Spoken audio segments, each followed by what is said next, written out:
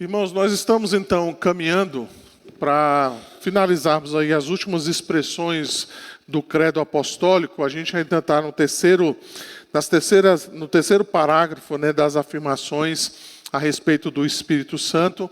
Hoje a gente vai caminhar um pouquinho mais, né, nessa terceira parte, já como eu disse, né, partindo aí para as aulas finais a respeito então do credo apostólico. Nós vamos começar então mais uma vez pedindo aos irmãos, por gentileza, que possam citar aí, né? Deixa eu ver. Ah, tá. Deixa eu ver, tá desligado, ok. Vou pedir aos irmãos então para lerem, por gentileza, o credo apostólico para mim. Vamos lá? Creio.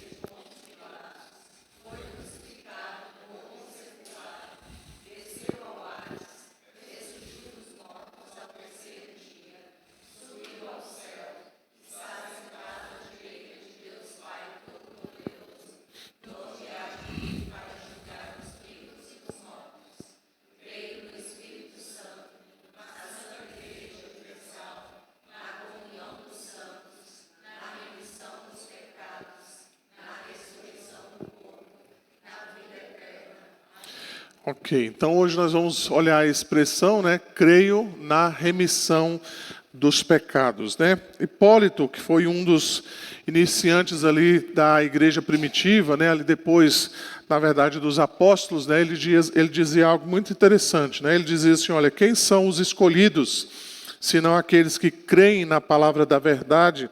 Pois eles, ou seja, os escolhidos, devem se tornar brancos assim, lançar fora a sujeira do pecado e se revestir do celestial, puro e glorioso Espírito Santo. Então, a gente vai falar um pouquinho sobre isso, né, no decorrer do nosso estudo hoje pela manhã. Exatamente isso, né, que a remissão dos pecados, ela nos traz, então, essa purificação da nossa vida, né?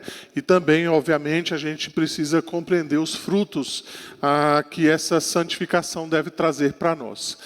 Primeiramente, então, nós vamos mencionar que o perdão dos pecados, ele resulta, então, da nossa justificação, né? A velha, mas muitas vezes controvertida, justificação pela fé, né? O breve catecismo, ele fala sobre isso, o que é a justificação. Então, lá responde assim, justificação é um ato da livre graça de Deus, no qual Ele perdoa todos os nossos pecados e nos aceita como justos diante de si, somente por causa da justiça de Cristo a nós imputada e recebida só por fé. Tá? Então veja, por exemplo, né, Efésios capítulo 1, verso 7, lá então o apóstolo Paulo vai dizer que em Cristo nós temos a redenção pelo seu sangue, a remissão dos nossos pecados, né? Ou o perdão dos nossos pecados. Ou seja, nós só podemos ter os nossos pecados perdoados por causa do Senhor Jesus Cristo.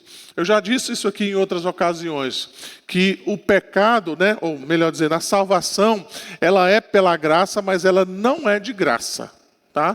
Ela custou um alto preço para o Filho de Deus. Embora a gente fale do perdão dos nossos pecados, Cristo assumiu esses pecados sobre si, né? Ou seja, Ele tomou sobre si todos os nossos pecados. Paulo vai dizer isso, que, né, que os nossos pecados, ou a nossa dívida, né, ela foi pregada na cruz do Calvário, né? Como que uma promissória que foi colocada juntamente na crucificação de Cristo. Então, se hoje nós podemos desfrutar do perdão dos nossos pecados, nós devemos única e exclusivamente ao sacrifício do Senhor Jesus Cristo por nós. Paulo ainda vai dizer isso, né, em 2 Coríntios capítulo 5, verso 21. Aquele que não conheceu o pecado, ele o fez pecado por nós, para que nele fôssemos feitos justiça de Deus. Tá? Além disso, então, Paulo vai dizer em Romanos 4, 6, e é assim também que Davi declara ser bem-aventurado o homem a quem Deus atribui justiça. independentemente das obras. Por que isso, irmãos? Por causa única e exclusivamente do sacrifício do Senhor Jesus Cristo, tá? Então, o perdão dos pecados não é porque a gente é bonzinho, porque a gente é bonitinho, ou porque a gente faz boas obras, ou porque nós vivemos uma vida retinha diante de Deus, né? Ou a gente frequenta a igreja, ou a gente tenta, de alguma maneira, cumprir os requisitos, né, da religião cristã, nada disso. O perdão dos pecados nos é dado tão somente por Jesus Cristo. Isso não é mérito nosso, né? Mas um mérito única e exclusivamente do Senhor Jesus Cristo. O breve catecismo ainda, na pergunta 56, ele também faz essa pergunta: o que você crê sobre a remissão dos pecados? Então lá nós lemos assim: creio que Deus, por causa da satisfação em Cristo, jamais quer lembrar-se dos meus pecados e de minha natureza pecaminosa, que devo combater durante toda a minha vida. Mas Ele me dá a justiça de Cristo pela graça, e assim nunca mais serei condenado por Deus. Tá? Alguns versículos também que vale a pena nós mencionarmos, né? Por exemplo, o Salmo 103, o verso 3 e também o verso de número 10. É Ele quem perdoa as tuas iniquidades, quem sara as tuas enfermidades. O verso 10 diz assim: não nos trata segundo os nossos pecados, nem nos retribui consoante as nossas iniquidades. Ainda o Salmo 103, o verso 12: quanto dista o Oriente do Ocidente, assim afasta de nós as nossas transgressões. Então vejam, irmãos, que a remissão dos nossos pecados tem a ver com isso. Deus nos perdoa em Cristo de todos os nossos pecados, né? Todos eles.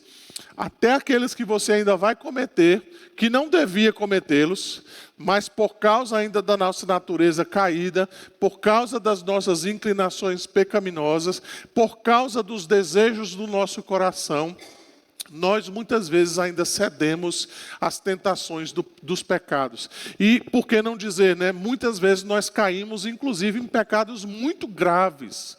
Mas ainda assim, Cristo Jesus, por seu sacrifício, Ele nos perdoa das nossas iniquidades. Pastor, isso não parece uma licença para pecar? Não, não é uma licença para pecar, né? Não é um cartão de crédito ilimitado, né? Que você faz do jeito que quiser, gasta o tanto que quiser e a conta nunca chega, né? Nada disso. A gente vai ver um pouquinho mais adiante que o perdão dos nossos pecados, pelo contrário, Ele nos livra do pecado, da escravidão do pecado, tá? Mas certamente, se nós pecarmos, e nós vamos pecar durante o restante da nossa vida, até o dia que você, então, ou for levado por Cristo, né, na sua glória, ou morrer, todos nós vamos cometer pecados, tá? Até a sua velhice você ainda vai fazer umas coisinhas aí que desagrada a Deus. Mas por causa do sacrifício de Cristo, nós temos, então, os nossos pecados perdoados, ok? Vamos lá, então. A primeira observação, ou primeiro ensino que a gente encontra aí, é exatamente isso, né? Primeiro, que o perdão dos pecados resulta da justificação pela fé. A segunda coisa que a gente pode mencionar, então, é que a remissão dos nossos pecados, ele vem da obediência de Cristo, tá? É isso que a gente está falando, mas a gente vai dar uma olhadinha, então, em alguns textos aqui interessantes para a gente compreender isso, né? Então, a gente poderia descrever, eu já falei sobre isso algumas vezes, né?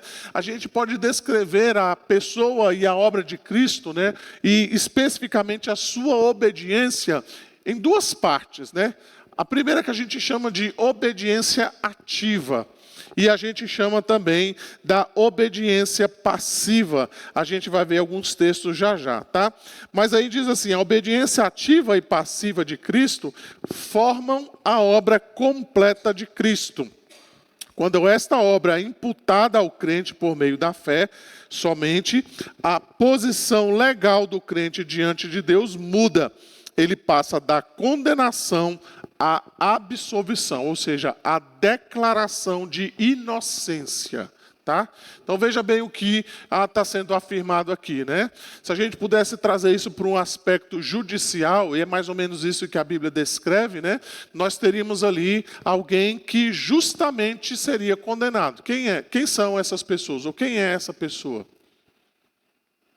Que seria justamente condenado? Nós. Né? O juiz quem é? Deus. Qual é a causa, então, da nossa justiça, então? Ou seja, do fato que nós vamos ser condenados. O que é que de fato nos condena? O nosso pecado, essa é a nossa falta, esse é o nosso delito, né? Esse é o nosso crime, né? Um crime que não é pouca coisa, né? Ou seja, uma ofensa contra Deus, né? Então Deus é esse juiz justo, do qual então exige de nós, ou exige do homem, a obediência perfeita. Foi isso que ele quis lá com Adão e Eva. Mas a gente conhece a história e a gente sabe então que aquele casal não obedeceu a Deus. Então, nós seríamos justamente condenados por esse juiz. Qual é a penalidade, né? Qual é então o destino? Qual é a sentença que nós vamos receber? Ou que nós íamos receber? A morte espiritual, né? A morte eterna, né? Você pode traduzir isso como inferno, como condenação eterna, né? Então Deus tem todo o direito e Ele tem todos os meios e Ele tem a causa necessária para nos condenarmos ao inferno, à condenação eterna. Ou seja, ninguém seria condenado injustamente, ok? É isso que a Bíblia descreve para nós. Mas então nós temos um advogado. Nós temos um fiador, nós temos um substituto, então, que se coloca em nosso lugar exatamente para nos deixar livres dessa condenação, que é o Senhor Jesus Cristo, o Filho de Deus. Então ele se coloca exatamente no nosso lugar, como alguém condenado à morte, como alguém que deve também obedecer a Deus de maneira perfeita. Então, você já deve ter visto alguns filmes de tribunais, né? É como se Cristo tivesse tirado do banco dos réus aquele indivíduo, arrancado ele dali e dito assim, olha, vai embora, você está livre então para viver a sua vida, e ele mesmo se sentasse naquele tribunal ali, naquele banco diante daquele tribunal. E ele pudesse então ser julgado em nosso lugar, né? E ele apresentasse então todas as suas credenciais, tudo aquilo então que ele poderia oferecer. Então esse juiz chamado Deus, ele quer obediência perfeita. E esse então réu, agora Cristo, ele diz, eu posso oferecer obediência perfeita. Eu me proponho então a oferecer obediência perfeita. Esse juiz diz, olha, mas esse camarada aí que você acabou de soltar, ele cometeu muitos delitos, muitos pecados. Não tem como ele pagar essa dívida. Cristo então, não, tudo bem, pode imputar toda a dívida que era dele, pode colocar para que eu então possa carregar essas dívidas. Então veja, irmãos, quando a Bíblia diz que Cristo foi condenado no nosso lugar, a gente não pode perder de vista que essa condenação foi no nosso lugar. Cristo não foi condenado por algo dele. Porque ele é justo, ele é perfeito, ele é santo. Ele não tem uma sombra de pecado sobre ele.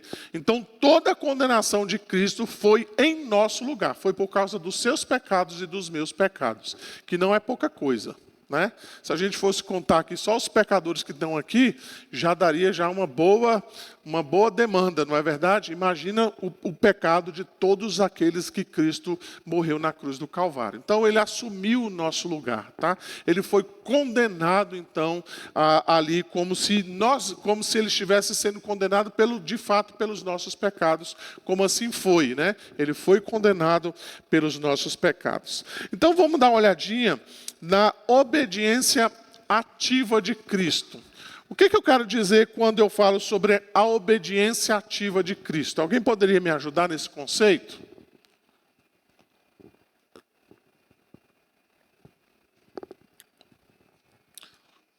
O que é uma obediência ativa? Diga, Xandão.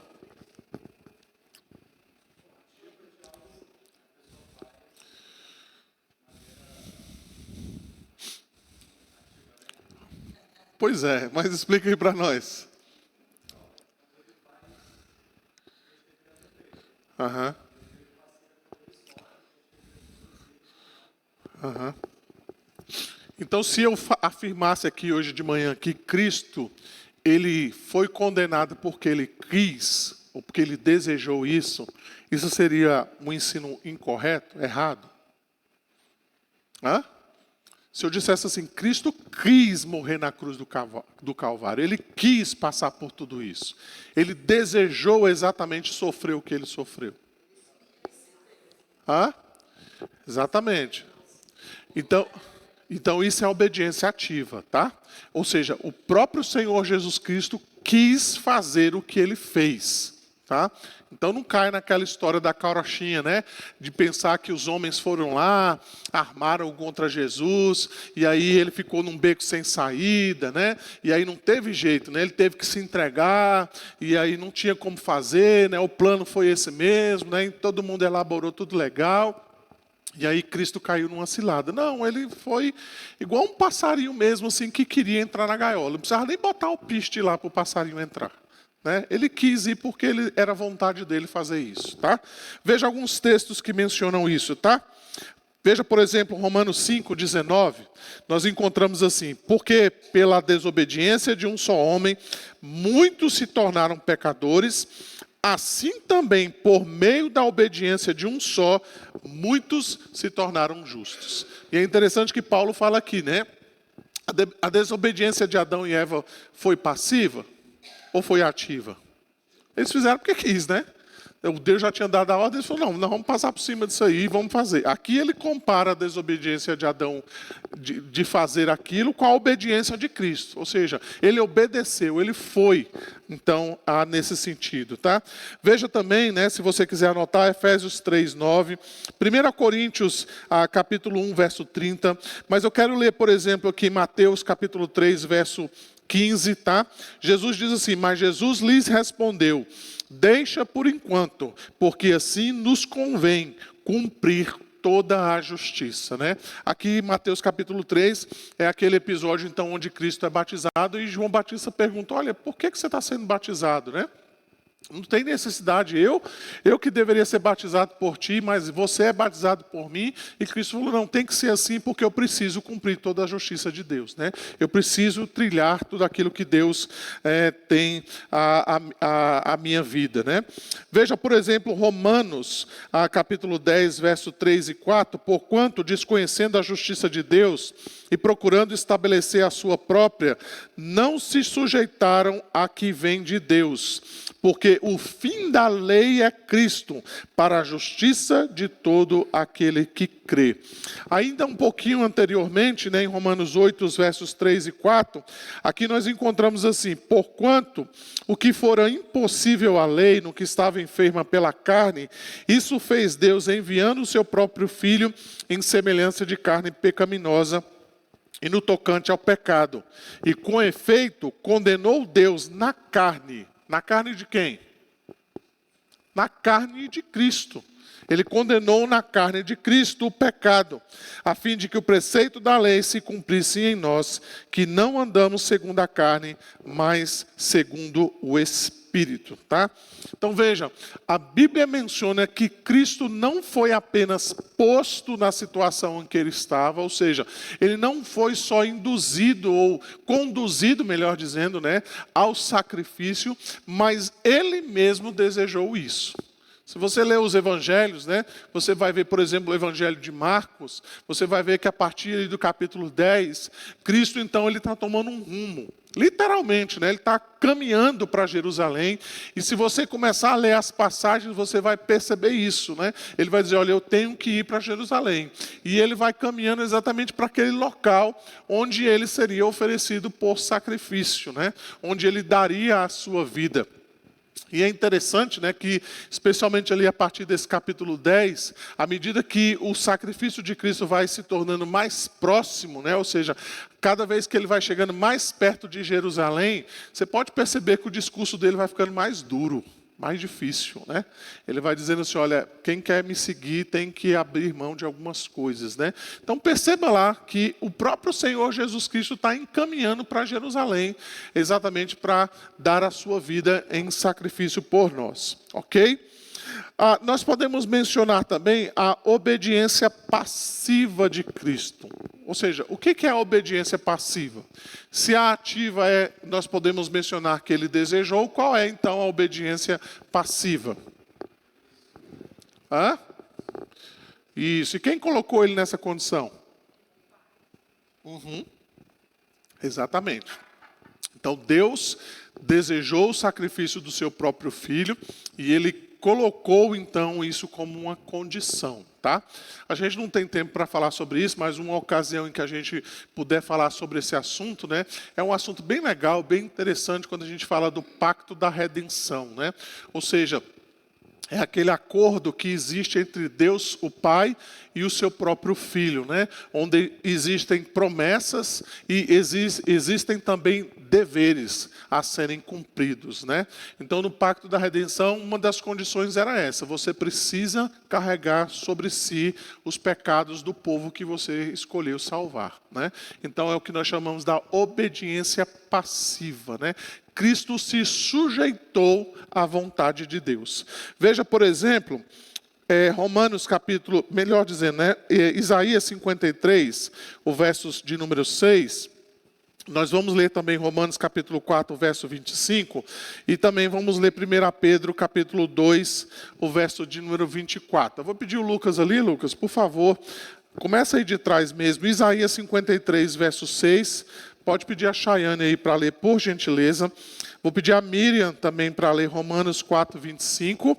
E vou pedir aqui o João para ler, por gentileza, 1 Pedro 2, o verso de número 24. Isaías 53, verso 6, Romanos 4, 25 e 1 de Pedro 2, o verso de número 24. Isaías 53, verso 6.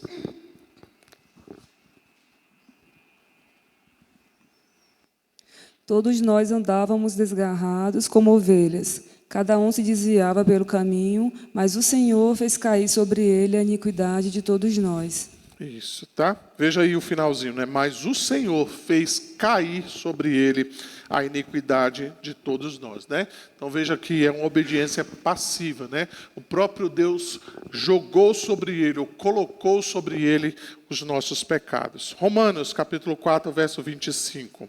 O qual foi entregue por causa das nossas transgressões e ressuscitou por causa da nossa justificação. Isso. Então veja a expressão, o qual foi entregue, né?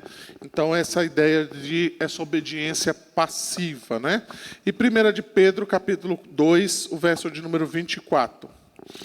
Carregando ele mesmo em seu corpo, sobre o madeiro, os nossos pecados, para que nós, mortos para os pecados, vivamos para a justiça. Por suas chagas fostes sarados. Isso, tá? Tem um texto também em Gálatas que eu vou ler aqui para os irmãos. Gálatas 3, os versos 13 e 14. Diz assim, né? Cristo nos resgatou da maldição da lei, fazendo-se ele próprio maldição em nosso lugar. Porque está escrito, maldito todo aquele que for pendurado em madeiro, para que a bênção de Abraão chegasse aos gentios em Jesus Cristo, a fim de que recebêssemos pela fé o Espírito prometido. Então veja a expressão, né? Ele colocou-se então como maldição em nosso lugar, ele foi então pendurado em madeiro, né? Então é isso que a Bíblia descreve como sendo o sacrifício ou a obediência do Senhor Jesus Cristo. Então, mais uma vez, irmãos, vale a pena a gente mencionar isso.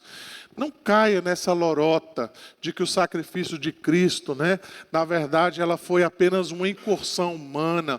Na verdade, só foi um plano humano, né, para que eles pudessem parar o Filho de Deus. Muito pelo contrário, né, a gente percebe claramente que todas as coisas foram feitas por Deus. E a eficácia do sacrifício de Cristo, ou seja, o fato de que tudo aconteceu da forma que aconteceu, foi exatamente porque Deus instruiu, né? Deus determinou, Deus decretou que assim fosse feito, né? Um dos aspectos bem interessantes é quando Jesus é preso ali em Lucas capítulo 19, por exemplo, você vai ver isso, né? Ele menciona assim, olha, eu estive entre vocês pregando e vocês nunca puderam colocar a mão em mim. Eu andava livremente nas sinagogas, nas praças, e vocês não puderam fazer nada contra mim. Mas agora, neste momento, vocês estão autorizados a fazer isso. E é interessante que o capítulo 19 de Lucas termina exatamente Jesus dizendo assim: e foi dado a vocês autoridade para colocarem as mãos no Filho de Deus. Não só aos homens, mas também às trevas. E a partir dali, então, você vai ver todo o sacrifício do Senhor Jesus Cristo, né? Então percebam, irmãos, como isso deve mudar a nossa visão das coisas. Quando a gente vê a paixão de Cristo, não é uma ação humana apenas, mas é uma ação de Deus. Ou seja, Deus está entregando o seu próprio Filho em nosso favor. Não é uma intervenção humana, um plano humano muito bem elaborado para parar, para calar e crucificar o Filho de Deus. Ele é antes, sobretudo, um plano de Deus para resgatar o seu povo, eu e você. Então, antes que Pilatos desse a sentença a respeito da morte de Cristo, Deus já tinha dado essa sentença há muito tempo. Antes daquela crucificação em que Cristo de fato expirou e ele então foi morto e sepultado, Deus já havia feito isso há muitos anos atrás. Antes da fundação do mundo, Deus já havia pensado em mim e em você a respeito disso. Então o sacrifício de Cristo por nós, irmãos, antes mesmo de que seja uma ação humana, é uma ação divina. Antes de parecer uma derrota do Filho de Deus, na verdade é a sua vitória. Antes de parecer algo simplesmente tramado, foi algo muito bem elaborado por Deus, predestinado, determinado que assim acontecesse. Então, Deus estava, antes de tudo, planejando a minha e a sua salvação antes da fundação do mundo, tá? Além disso, então, só para nós fecharmos esse ponto, novamente o breve catecismo, na pergunta 86, ele diz: que é fé em Jesus Cristo, tá? Fé em Jesus Cristo é uma graça salvadora pela qual o recebemos e confiamos só nele para a salvação, como ele nos é oferecido, tá? Então é isso que é fé verdadeira, é crer tão somente em Jesus Cristo, ok? Vamos para a terceira menção, então, a respeito da remissão dos nossos pecados ou perdão dos nossos pecados. Então, eu já falei sobre isso, né? Um pouquinho. O perdão dos pecados, então, ele também nos livra da escravidão dos pecados, tá? Vamos lá, vamos dar uma olhadinha em alguns textos ali, tá? Vou pedir ali o Xandão para começar a ler para mim, Xandão, por gentileza. 2 Coríntios 7, verso 10. Eu vou pedir para aquele trio maravilha ali, a Maurícia, a Giovana e também a mamãe Marissa, para ler também alguns textos para mim, por gentileza. Vamos lá. Maurícia, lê para mim Atos 2, 37. Giovana, Lucas 1, 77 a 79. E a Maressa, por favor, Maressa, Jeremias, capítulo 31, os versos 18 e 19.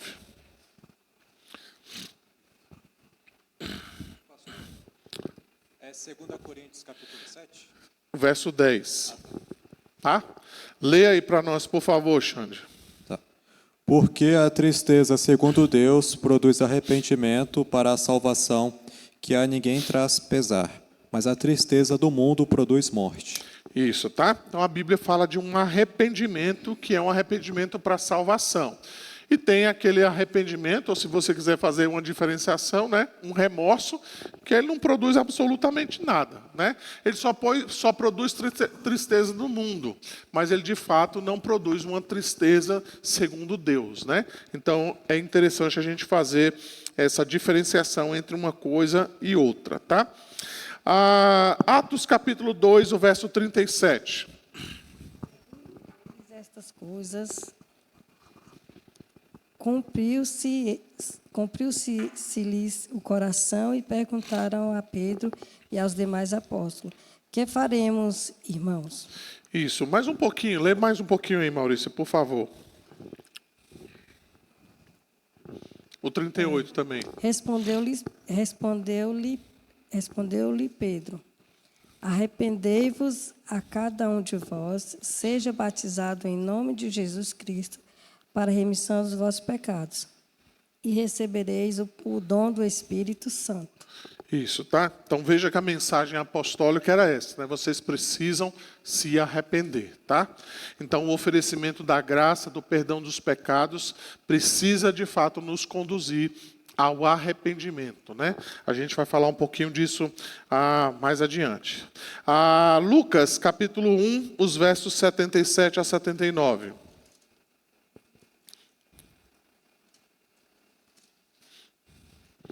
Pode ler. Para dar ao seu povo conhecimento da salvação na remissão dos seus pecados, pelas estranhas da misericórdia do nosso Deus, com que o Oriente do Alto nos visitou. O 79. Para iluminar aos que estão assentados em trevas e na sombra da morte, a fim de dirigir os nossos pés pelo caminho da paz. Isso. Então veja que o 77 diz, para nos dar conhecimento da salvação, e o 79 diz, para nos dirigir os pés pelo caminho da paz. Tá? Então o conhecimento da salvação nos conduz ao caminho da paz. Tá? O caminho, então, da libertação ou da transformação da nossa vida. Jeremias, capítulo 31, os versos 18 e 19. Bem ouvi que Efraim se queixava, dizendo: castigar-te-me, e fui castigado como novilho ainda não domado. Converte-me e serei convertido, porque tu és o Senhor meu Deus. Na verdade, depois que me ouviste, arrependi-me. Depois que fui instruído, bati no peito, fiquei envergonhado, confuso, porque levei o opróbrio da minha mocidade. Isso. Então, Jeremias 31 aqui está mencionando isso, né? Quando ele foi convertido por Deus, ele sentiu vergonha do pecado dele, né? Ele olhou para si e falou: meu Deus, eu sou um miserável mesmo, né? Eu preciso, de fato, que Deus tenha compaixão de mim, ok? Um texto que é bem interessante a respeito disso, né? É o texto lá de Romanos, capítulo 6, os versos 17 a 18. Eu vou pedir os irmãos para lerem para mim, por gentileza. Vamos lá? Mas graças a Deus, porque outrora vi a obedecer de coração à forma de doutrina a que fostes entregues, e uma vez libertados do pecado, fostes feitos servos da justiça. Esse capítulo 6 ele é bem interessante, porque você vai perceber que o capítulo 6 de Romanos, ele é uma resposta àquilo que Paulo menciona no finalzinho do capítulo 5, especialmente ali no verso de número 20, né? Quando ele menciona aquele texto que nós conhecemos bem, né? Onde abundou o pecado, superabundou a graça, né? Então ele começa o capítulo 6 já tentando responder uma pergunta que muita gente faz até os dias de hoje. Lá em Romanos, certamente aos romanos, essa pergunta também surgiu. Opa, se o pecado abunda, ou se o pecado abunda, o que vai acontecer com a graça? Ela vai superabundar. Ou seja, a conclusão que aqueles romanos poderiam ter, né, e que muitas vezes as pessoas têm nos dias de hoje é: quanto mais eu pecar, mais a graça de Deus será abundante sobre a minha vida. De maneira prática, irmãos, o que acontece é o seguinte: muitas pessoas pensam assim, né, elas estão ali vivendo uma vida de pecado e, de repente, você vai lá e fala com ela: olha, deixa eu te falar, eu estou percebendo que você está vivendo essa vida. Olha, você está fazendo isso, você não é um cristão. Como é que você está vivendo nesse pecado aí? Geralmente a resposta é a seguinte: olha, não se preocupa não, fica tranquilo. Nós não estamos vivendo na época da lei, nós estamos vivendo na época da graça. E aí, se ele tiver um pouquinho de conhecimento, ele vai citar esse versículo: onde abundou o pecado, superabundou a graça de Deus. Ou seja, quanto mais eu pecar, Deus vai me dar cada vez mais graça. Então não tem problema, né? Eu lembro de uma ocasião em que uma vez uma moça foi confrontada sobre isso, né? A respeito de uma situação que ela estava vivenciando, e ela respondeu, foi isso. Olha, a gente peca, depois a gente pede perdão, não tem problema. A graça de Deus perdoa. Então a pessoa já estava disposta a pecar exatamente pensando no perdão de Deus. Assim como muitas vezes a gente vê hoje por aí. Então a resposta que Paulo deu a esse versículo é exatamente o que ele começa mencionando ali no capítulo 6. Aí ele vai dizer, por que a graça de Deus então ela é superabundante? Isso quer dizer então que a gente pode viver no pecado? E Paulo vai responder, de jeito nenhum. Ele vai responder, absolutamente não. O sentido do texto lá é como se ele estivesse dizendo assim, né? Nem cavaca tussa a gente vai fazer um negócio desse. De jeito nenhum. Aí ele então começa a descorrer no capítulo 6 o fato de que nós fomos libertados do pecado e que essa libertação se dá exatamente pelo fato de nós estarmos unidos com Cristo. Quando Cristo morreu, nós morremos com Ele. Quando Cristo ressuscitou dentre os mortos, nós ressuscitamos juntamente com Cristo para uma nova vida. Então ele vai dizer, agora o crente, ele não é mais escravo do pecado. Ele peca, mas ele não é mais escravo. A gente pode dizer não para o pecado. Então notem que o perdão dos pecados, ele nos conduz também à liberdade, ou à libertação dos pecados. Então, às vezes as pessoas dizem assim, tem esse pecado que eu não consigo me livrar dele, né? Eu não consigo abandoná-lo. Romanos 6 está dizendo que você pode. Você não é mais escravo daquele pecado, seja ele qual for, né? Você não o pecado não é mais o seu senhor a respeito então daquela situação ou daquela outra ou de qualquer outra circunstância. E em termos práticos, irmãos, quando o pecado bate à nossa porta, a gente pode simplesmente dizer: não, eu não quero pecar. Porque a graça de Deus não só nos perdoa, mas também nos capacita a nós dizermos não para o pecado. Seja ele qual for, irmãos. Não estou falando aqui apenas de pecados sexuais, mas de pecados morais, da preguiça, de tantas outras coisas que nos assediam todos os dias. E a gente não pode simplesmente dizer: não, pastor, o senhor não sabe, a carne é fraca. Não tem um versículo que fala sobre isso, que a carne é fraca? Então, minha carne é fraca, então eu não consigo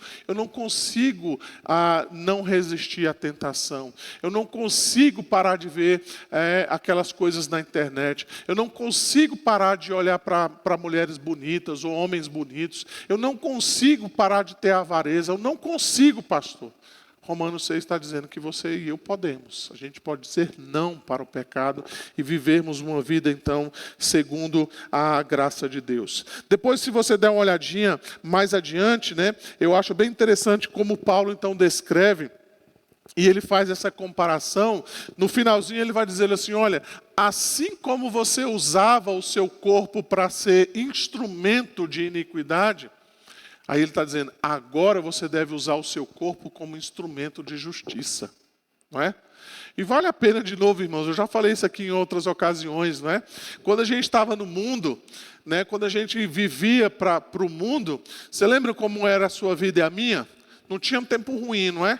A gente ia de madrugada para as festas, a gente passava às vezes a madrugada inteira aprontando, saía, não tinha tempo ruim. Mas segunda-feira vai trabalhar, não tem problema não.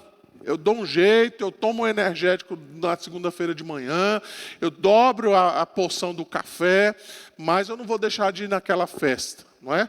Quando os seus colegas, né, chamavam você para ir naquele baile ou naquela discoteca, você ia num fusquinha com 8 pessoas dentro. Irmãos, eu estou falando isso porque eu já fiz isso. Eu já fui jovem. A gente ia de ônibus, a pé, de qualquer jeito. A gente voltava de madrugada a pé para casa. Mas a gente não deixava de comparecer àquele evento, para aquela discoteca, para aquela festa. A gente não deixava de fazer o que a gente desejava. E no outro dia a gente estava ali. E muitas vezes as pessoas até mesmo passavam a madrugada inteira na festa, dormia 2, 3 horas. No dia seguinte tinha um churrasco lá na casa do vizinho que começava 10. E você ia de 10 até 5 horas da tarde naquele churrasco. Mas você já tinha passado a noite toda dançando, fazendo um monte de coisa. Então você não tinha nenhum tipo de limitação com relação a essas questões. É isso que Paulo está dizendo. Nós usávamos o nosso corpo como instrumentos de iniquidade.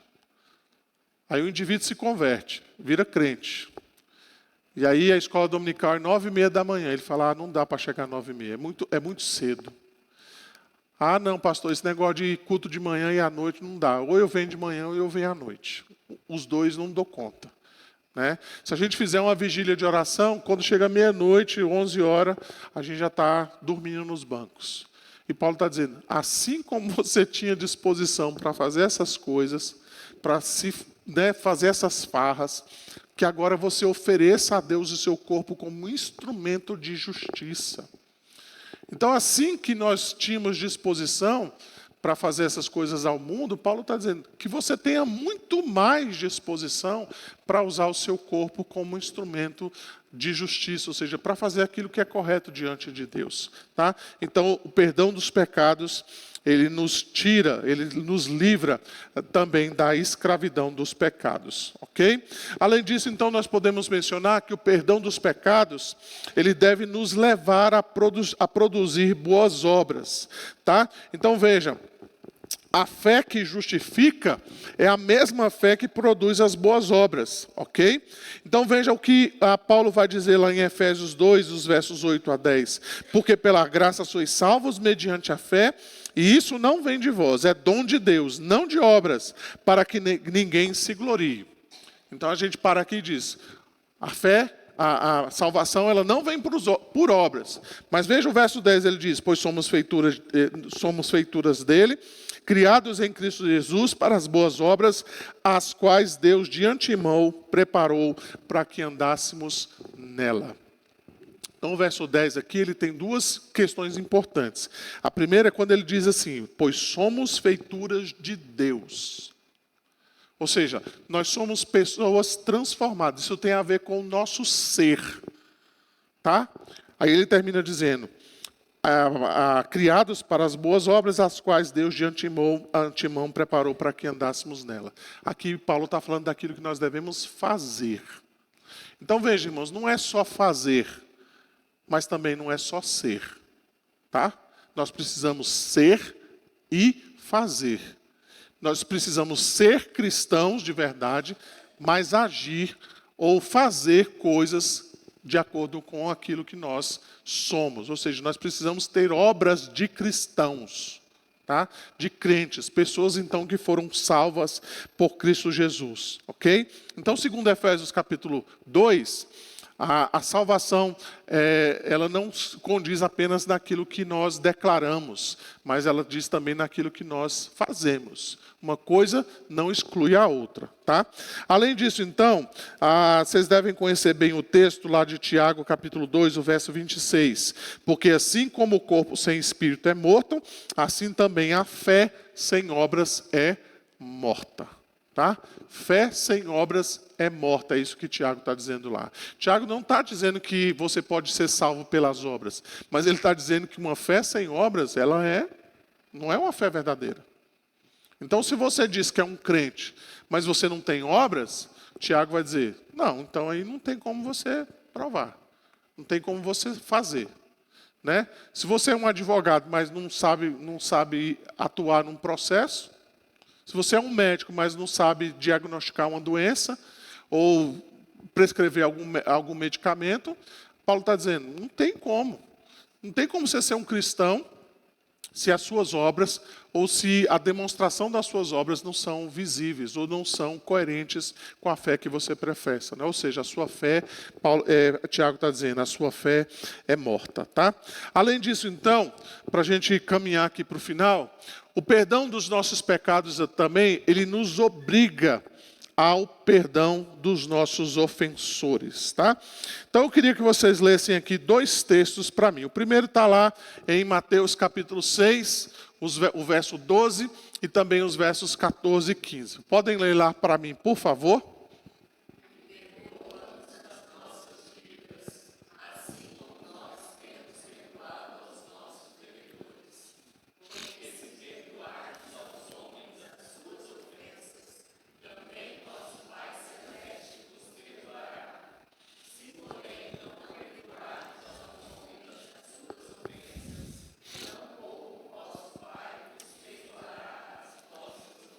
Quem disse isso aí?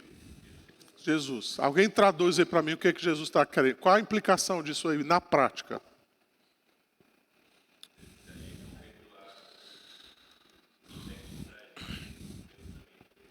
Isso. Isso. Então, quando você for ajoelhar lá para orar, e aí você faz a oração que está no verso 12, né? Lembra que o verso 12, ele está dentro da oração do Pai Nosso, né? Ele está dizendo lá, né? O pão nosso de cada dia nos dai hoje, perdoa as nossas dívidas assim como nós temos perdoado aos nossos devedores. E aí ele diz, né? Livra-nos do mal e tal. Então está dentro da oração do Pai Nosso. Então quando a gente ora essa parte, né? Perdoa as nossas dívidas assim como nós temos perdoado aos nossos devedores, lá de joelhos. Deus, perdoa os meus pecados.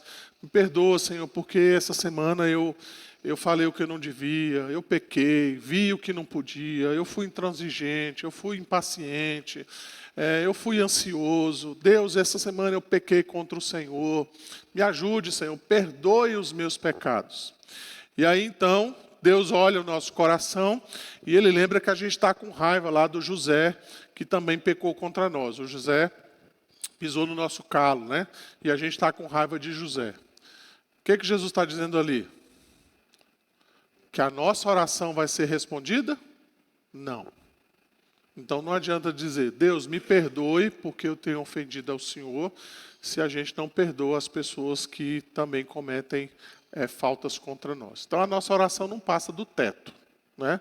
Mesmo que você esteja lá no último andar do prédio, não vai passar dali, né? Então veja que o que Jesus está nos ensinando é algo extremamente sério. Veja que ele não fala das outras coisas, né, das outras petições. Ele não condiciona as outras petições do pão nosso, de livra-nos do mal. Tá? Ele vai continuar fazendo isso, ele vai suprir essas necessidades. Mas o perdão, ele está dizendo, se você não perdoar, não tem como eu perdoar você. Tá? Então isso é extremamente sério, irmãos, extremamente importante nós compreendermos as palavras do Senhor Jesus Cristo. Tá? Um outro texto também que eu quero mencionar, que fala a respeito disso, está lá em Mateus capítulo 18, os versos 34 e 35. Vocês podem ler para mim, por gentileza?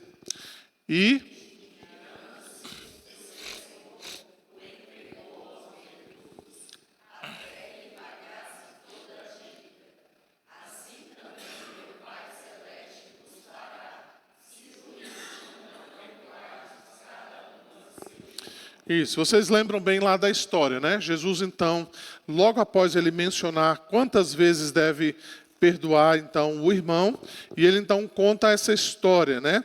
A história, basicamente, contada ali por Jesus, diz respeito, então, a um rei que resolve, então, chamar os seus servos para que eles possam acertar contas, né? Então, aparece um primeiro servo, né, que vai diante, então, deste rei, e o texto diz lá que esse homem devia 10.000 talentos, né? Eu acho que eu já fiz esse cálculo aqui, se a gente fosse usar aqui uma referência, né, que eu mesmo criei aqui, baseada no salário mínimo, né, que a gente poderia atualizar aqui, essa dívida aí daria mais ou menos aí uns 6 bilhões, hoje até daria mais, né, daria talvez uns 8, 9 bilhões de reais que aquele homem tivesse de dívida. Então, mesmo que ele resolvesse parcelar isso o resto da vida dele, né, considerando aí que ele pudesse viver talvez 40, 50 anos, ele nunca conseguiria pagar essa dívida. Tá? Então é mais ou menos isso aí que ele devia. E o que é que fez aquele rei? Simplesmente perdoou. Diz, rapaz, vai embora, está tudo certo, não precisa se preocupar. Aquele servo então saiu e encontrou um conservo dele, que lhe devia, né, como diz lá, lhe devia 100 denários. Talvez aí uns 4.000, 3.000 reais a título da moeda atual, né? Que se esse homem então resolvesse dividir, resolvesse de fato pagar, ele levaria em torno aí de 4, 5 meses, ou talvez no máximo 6 meses para pagar aquela dívida. Mas era algo que ele tinha condição de pagar. O que fez o servo com o seu conservo? Lembram da história? Ele resolveu não perdoar. Falou, não, você vai me pagar o que você deve. E fez pior. O que ele fez? Ele mandou prender o camarada, né? Falou, você vai ser preso até você me pagar. Coisa estranha, né? De botar o indivíduo na cadeia para ele pagar a sua dívida. Aquele senhor, então, aquele rei, conhecendo então aquela história, mandou chamar novamente aquele servo. Qual foi a atitude, então, do rei com relação àquele seu servo? Ele ficou contente? Não, né? Veja que é interessante, né? Aqui no verso de número 25, se você quiser abrir lá, eu quero ler aqui para você o que ele diz aqui, né? O verso 27, veja qual foi a atitude, então, do rei para com esse servo, né? Então diz assim, e o senhor daquele servo, compadecendo-se, mandou-o embora e perdoou-lhe a dívida, tá? Mas veja que depois, quando ele então tem conhecimento a respeito do que está acontecendo, ou do que o servo fez, o verso 34 então mostra para nós aqui uma mudança de ânimo nesse rei. O verso 34 vai dizer assim, e indignando-se o seu senhor, o entregou aos verdugos até que ele pagasse toda a dívida. Então veja, primeiramente aquele rei se mostra compadecido e perdoa a dívida, mas diante da atitude do seu servo, agora ele se torna alguém indignado, ele ficou indignado com a atitude daquele servo. E Jesus então está falando a mesma coisa, assim também o meu Pai Celeste vos fará, se do íntimo vocês não perdoarem cada um ao seu irmão. Então, o que isso tem a ver com o nosso tema hoje de manhã, irmãos? O que tem a ver é o seguinte, quando nós somos ou temos consciência plena de que nós fomos perdoados por Deus, o nosso dever, então, é perdoar o nosso próximo. Isso nos torna devedores do nosso próximo. Quando a gente tem uma compreensão clara de que os nossos pecados são inumeravelmente muito maiores e a gravidade deles com relação a Deus é muito maior do que os pecados que o meu irmão comete contra mim, o meu dever então se torna algo obrigatório, não é opcional. Então nós precisamos perdoar o nosso próximo. Então o perdão dos nossos pecados obviamente não nos torna devedores de Deus, porque diante de Deus nós não temos mais nada o que dever por causa de Cristo, mas isso nos torna devedores aos nossos irmãos, né? Então quando eu digo não vou perdoar fulano de tal, não quero perdoá-lo, não vou fazê-lo, Jesus está dizendo, nós somos colocados de novo sobre a mira da ira de Deus, da indignação de Deus, conforme Jesus está dizendo, ó. Assim também meu Pai Celeste vos fará, se do íntimo não perdoardes cada um os nossos irmãos. Então não adianta nós nos ajoelharmos para suplicarmos o perdão de Deus, se por outro lado nós não perdoamos o nosso próximo, tá? É isso então que o perdão dos pecados coloca diante de nós. Então algumas considerações finais aqui, só para nós partirmos aqui para os finalmente, tá? Então, primeira coisa, então Jesus Cristo é a única e suficiente razão do perdão dos nossos pecados, tá? Então, isso deve ficar bem claro para nós, tá? A razão de que nós temos os nossos pecados perdoados é o sacrifício de Cristo, tá? Nada mais. Não existe balança de compensação, tá, gente? Ah, eu faço uma coisa ruim, mas eu faço uma coisa boa e Deus vai compensar no final das contas. Ah, as minhas atitudes boas vão cobrir as atitudes ruins. Não adianta a gente pensar, e às vezes a gente faz isso, não é? Quando a gente faz algo ruim, a gente tenta compensar com algo bom, né? Dizendo, olha, eu fiz algo ruim, mas pelo menos eu consegui cobrir aqui essa mancha, né? Nada disso. O único perdão dos nossos pecados se dá por meio de Jesus Cristo. Uma pergunta, então, que nós devemos fazer, né? Nós devemos saber sobre o perdão de Deus ou apenas sentir o perdão de Deus? O que vocês acham? Saber ou sentir? As duas coisas, não é? Nós precisamos saber sobre o perdão de Deus, mas nós também precisamos sentir que somos perdoados por Deus, né? Muitas vezes isso parece simples, né? Mas tem muitas pessoas que sabem sobre o perdão de Deus, mas elas de fato não se sentem perdoadas por Deus. E às vezes no dia a dia isso acaba aflorando, né? Seja por um problema pessoal, seja por algum trauma de infância, seja por alguma relação que aquela pessoa teve, e ela constantemente se sente suja, né? Se sente mal por causa disso. Ela sabe sobre o perdão de Deus, mas ela de fato ainda não fez com que aquilo fizesse parte da sua vida e do seu coração, né? Exatamente, né? Então talvez você já passou por isso, né? Talvez você já cometeu um pecado grave e você sabe sobre o perdão de Deus, você até mesmo já orou pedindo perdão a Deus, mas lá no fundo você fala, eu ainda acho que eu estou sujo, ainda eu acho que Deus de fato não me perdoou disso, né? E às vezes isso fica constantemente batendo, né, na mente e no coração. Mas a verdade é que nós precisamos das duas coisas: saber e sentir o perdão de Deus. Saber que nós de fato somos perdoados e que nós vivemos como pessoas perdoadas por Deus constantemente, né, na nossa vida. Quero finalizar então com algumas afirmações. A primeira delas então do pastor Franklin Ferreira. Ele diz: quando o pecador experimenta o perdão dos pecados, há um ajuste em sua imagem.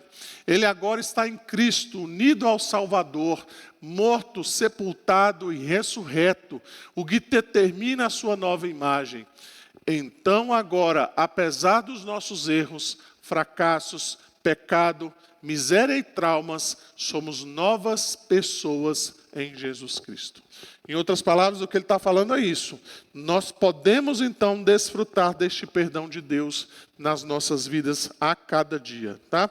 E finalmente então, o perdão dos pecados nos torna então uma nova pessoa em Cristo, livre dos nossos vícios e ídolos. E ainda que venhamos a pecar, temos a certeza de que recebemos em Cristo e por causa de Cristo misericórdia. Este perdão faz de nós pessoas gratas a Deus, mas devedoras do perdão ao nosso próximo. Ok? Vamos mais uma vez então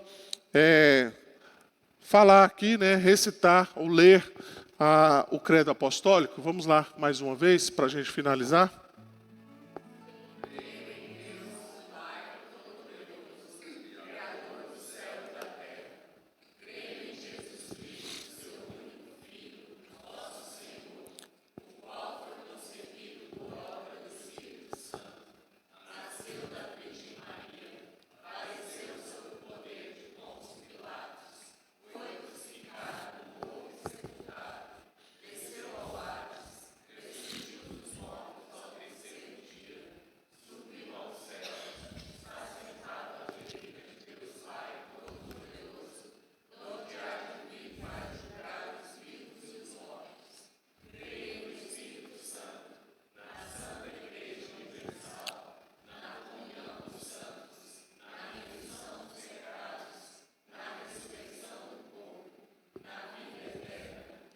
Amém.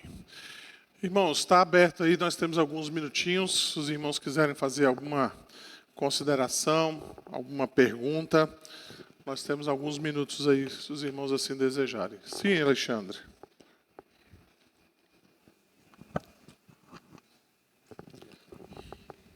Pastor, só uma dúvida sobre como conciliar duas ideias.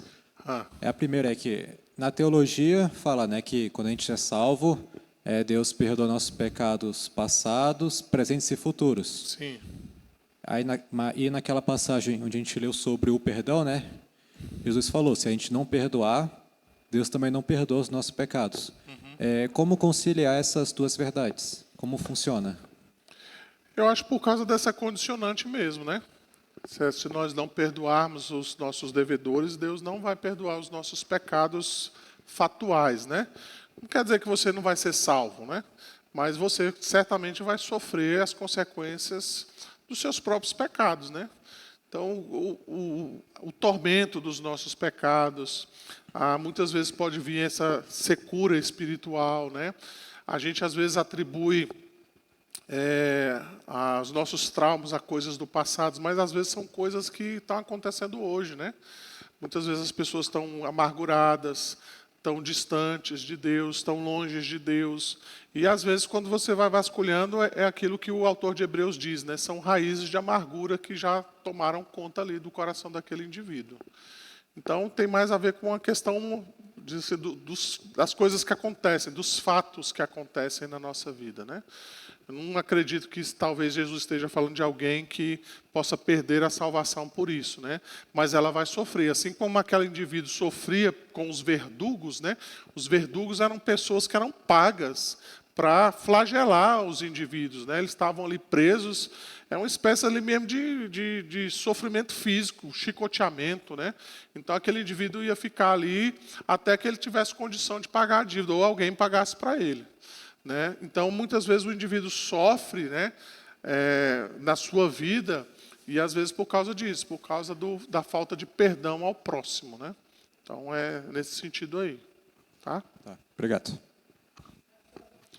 Sim, dona Joimi, espera aí para a gente ouvir, todos ouvirem aí também, por favor. Lucas vai trazer aí o microfone. Tem gente que fala assim, pecador, os pecados são lançados no mar do esquecimento. Sim, Salvação é salvação eterna. Então, salvo é salvo para sempre. sim, É assim, né? sim. Mesmo que esteja pecando, ele se arrepender, foi os pecados lançados no mar do esquecimento, ele será salvo. A vida normal, vamos dizer assim, né, de um crente é esse. Ele confia em Cristo como seu único e suficiente Salvador. Ele reconhece que mesmo sendo salvo, ele peca, porque ele ainda possui a natureza pecaminosa. A justificação não tira de nós as nossas inclinações. É possível que esse crente, né, essa nova pessoa, né, essa nova criatura, conforme Paulo diz lá em Coríntios, ele ainda sofra com alguns pecados que podem talvez passar a vida inteira dele ali, ele lutando contra aquele pecado, seja ele qual for, né? Seja qual a ordem que esse pecado for. Às vezes pode ser um pecado, digamos, mais simples, às vezes pode ser um pecado mais grave, mas que ele constantemente luta contra aquilo, né? Diariamente, dependente da graça de Deus, ele vai lutar contra aquele pecado. E de vez em quando, ainda que ele ceda às tentações e ele possa até cair em pecados graves, ele tem a garantia e a certeza de que ele pedindo perdão por esses pecados, ele é perdoado por Cristo, né? Ele é, então, transformado, vamos dizer assim, a cada dia pela graça do Senhor Jesus Cristo. Então, a misericórdia de Deus, ela não se dá apenas no momento da nossa conversão, mas ela se dá todos os dias da nossa vida, porque todos os dias nós pecamos, né? Todos os dias nós ofendemos a Deus e todos os dias, então, nós somos perdoados por Deus, né? A cada dia nas nossas vidas. Não é à toa que Jeremias vai dizer, né, que as misericórdias do Senhor não têm fim. Elas se renovam a cada manhã, né? Então, o que Deus tem pelo seu povo é isso, é compaixão, é misericórdia, é graça, né? E Deus, então, nos conduz assim. Então, essa é a vida normal de um crente. Agora, às vezes, aquele indivíduo, né, que professa uma fé cristã, mas ele constantemente vive deliberadamente no pecado, João vai dizer que esse indivíduo não é realmente uma pessoa salva, ainda que ele professe, né? Ainda que a sua boca fale a respeito de Cristo, mas a sua vida, ela é completamente destoada da sua fé. Então ele precisa verificar realmente se ele está fazendo uma profissão de fé verdadeira, se ele realmente é um crente verdadeiro, né? Sim.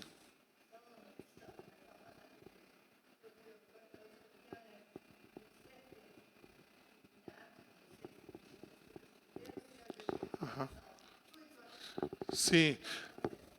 Mas lá, Atos 16, dona Joemi diz que eles precisam crer também. Cada um deles. Quando diz lá, não está dizendo que um crendo a casa inteira vai ser salva, né?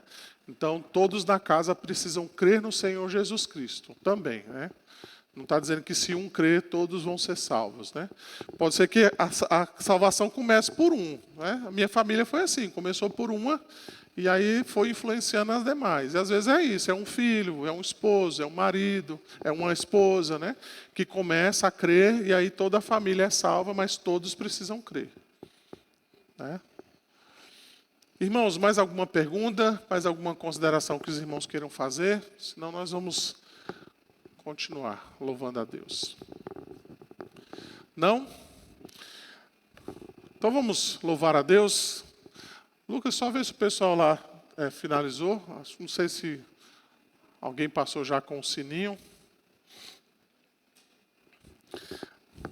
Vamos orar então para nós encerrarmos esse momento aqui, para nós continuarmos o nosso culto ao Senhor.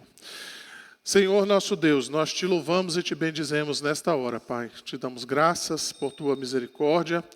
Te pedimos, ó Deus, que o Senhor possa nos ajudar, Senhor, a vivermos essa verdade tão maravilhosa, Senhor, que é o perdão dos nossos pecados. Nós te agradecemos, ó Deus, por Jesus Cristo, nosso Salvador, que deu a sua vida em nosso lugar, que tomou sobre si as nossas enfermidades, as nossas iniquidades, e que o Senhor, ó Deus, possa nos conduzir segundo o teu querer.